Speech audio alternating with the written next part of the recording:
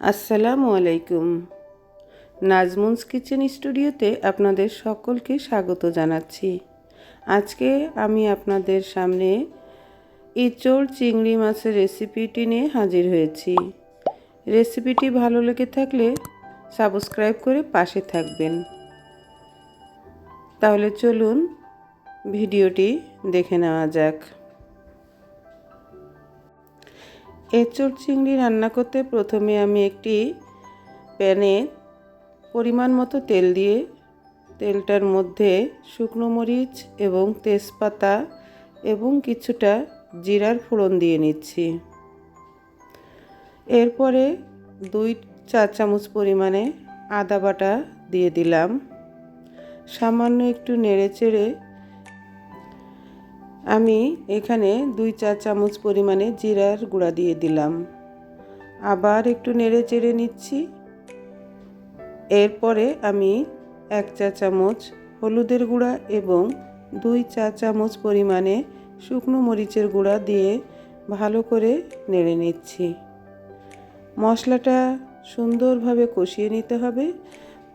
মশলাটা যেন পুড়ে না যায় সেজন্য এখানে আমি কিছুটা পানি দিয়ে নিয়েছি। দেখুন আমি মশলাটা কিভাবে কষিয়ে নিচ্ছি। কষানো শেষ হলে এই পর্যায়ে আমি এখানে আগে থেকে কেটে রেখেছিলাম কিছু কাঁঠালের এঁচোড়, তারপর সেটাকে ভালো করে পরিষ্কার করে রেখেছিলাম, সেটা দিয়ে দিয়েছি। ভালো করে নেড়ে নিচ্ছি। দেখতেই পাচ্ছেন আমি কিভাবে এঁচোড় চিংড়ির রান্নার কাজটা করছি। ভালো করে নেড়ে মশলার সাথে মিশিয়ে নিচ্ছি। এবারে আমি এখানে 2 চা চামচ পরিমাণে লবণ দিয়ে দিচ্ছি এবং 7 থেকে 8টি কাঁচামরিচ দিয়ে দিচ্ছি। যারা যেমন ঝাল খেতে পছন্দ করেন তারা তেমনই ঝাল দিবেন। আমি এখানে একটু ঝাল বেশি পছন্দ করি, তাই এখানে একটু বেশি পরিমাণে ঝাল দিয়েছি। শুকনো মরিচের পাশাপাশি আমি এখানে কাঁচামরিচও ইউজ করেছি। ভালো করে মশলার সাথে এঁচোড় মিশিয়ে নিচ্ছি। এঁচোড় চিংড়ি পছন্দ করেন না এমন লোক কম পাওয়া যাবে। আমার তো খুবই পছন্দের, তাই আমি প্রতি বছর আমি এই এঁচোড় রান্না করি। এই পর্যায়ে আমি সামান্য একটু পানি দিয়ে দিয়েছি, কেননা সিদ্ধ হতে গেলে সামান্য একটু পানি লাগবে। আর আমি এরপরে এই এঁচোড়ের সাথে সামান্য নারকেলের দুধ ইউজ করব। এই পর্যায়ে আমি ঢেকে দিয়েছি, আঁচটা কমিয়ে দিয়েছি। ধীরে ধীরে এই এঁচোড়টা সিদ্ধ হতে থাকবে। দেখতেই পাচ্ছেন আমি মাঝে মধ্যে ঢাকনা খুলে নেড়েচেড়ে ভালো করে মিশিয়ে দিচ্ছি, যাতে নিচ থেকে ধরে না যায়। সেই কারণে মাঝে মধ্যে ঢাকনা খুলে নেড়ে দিতে হবে। এখন আমি আগে থেকে নারকেলের দুধ করে রেখেছিলাম, সেই নারকেলের দুধটা দিয়ে দিয়েছি। আবারও ঢেকে দিয়েছি। আবারও মাঝে মধ্যে ঢাকনা খুলে নেড়েচেড়ে দিচ্ছি।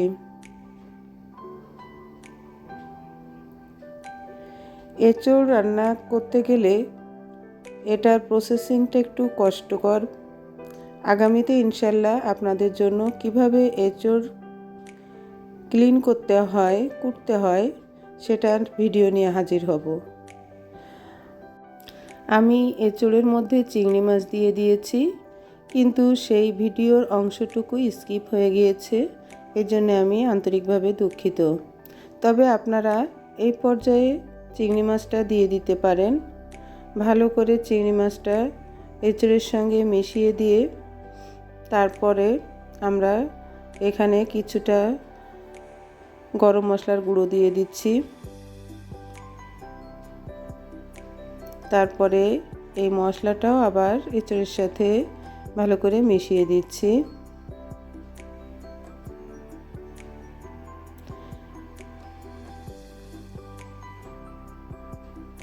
দেখেন এঁচোড় রান্নাটা আসলে কিভাবে সিদ্ধ হয়ে একেবারে সফট আকার ধারণ করেছে।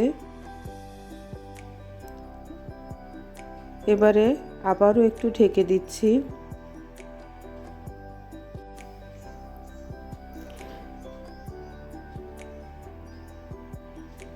রান্না প্রায় আমাদের শেষ হবার কাছাকাছি চলে এসেছে।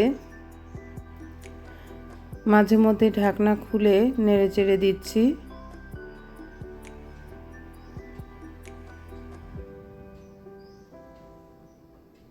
আবারও ঢেকে দিচ্ছি।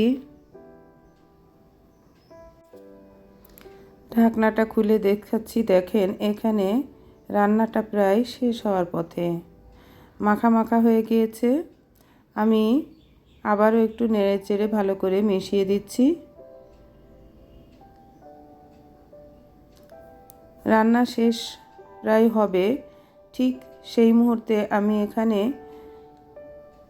2 চা চামচ পরিমাণে চিনি দিয়ে দিয়েছি। এঁচোড় রান্নার সঙ্গে সামান্য একটু চিনি দিলে টেস্টটা ভালো আসে। সাথে আমি এখানে গাওয়া ঘি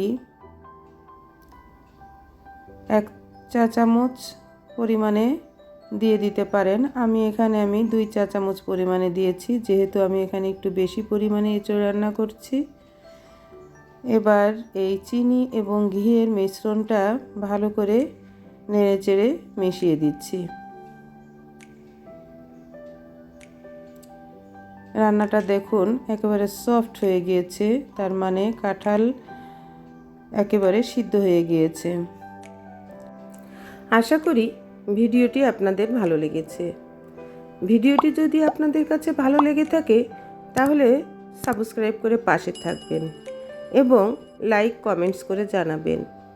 আপনাদের এই লাইক কমেন্টস আমাকে উৎসাহ ও অনুপ্রেরণা দেয়।